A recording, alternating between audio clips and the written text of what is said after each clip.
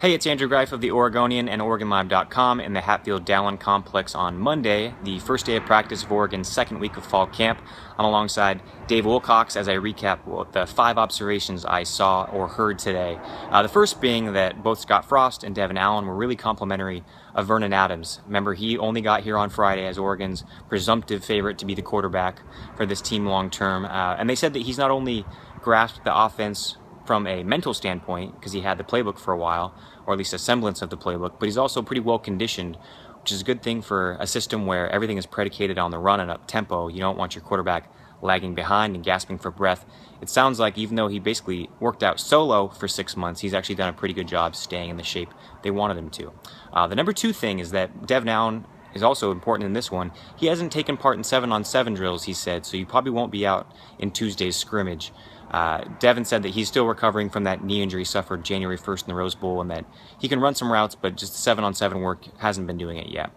As for that scrimmage, the number 3 thing is that it's going to be going on tomorrow. It's kind of the first benchmark or litmus test of fall camp, so the players and coaches said. Secondary coach John Neal, his priorities for the scrimmage are just to see playmakers. He wants to see guys translate what they've learned so far in practice and turn it into more of a game setting. 4th thing would be some injury updates. Of course, whatever we can give you injury-wise.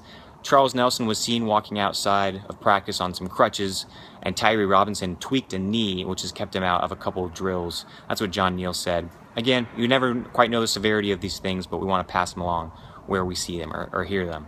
And the 5th thing relates to also John Neal. Ty Griffin, he's the quarterback turned cornerback.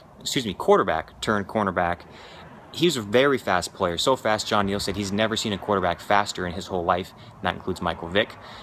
What Griffin has going for him is both that speed but also the mental ability, because as a quarterback you have to have a wide range of knowledge for how a defense runs, and Griffin, it sounds like he's coming and translated that pretty well to the cornerback side of things. What Neal seemed to say was that he will play boundary corner, as in the hash mark closest to the sideline on each play. And he said that he has a real shot at playing potentially early on because the depth is so shallow at secondary, where 3 graduating seniors have left and opened up some big holes across the whole secondary. We'll see how his development goes, and we'll keep you up to date with what happened in the scrimmage tomorrow.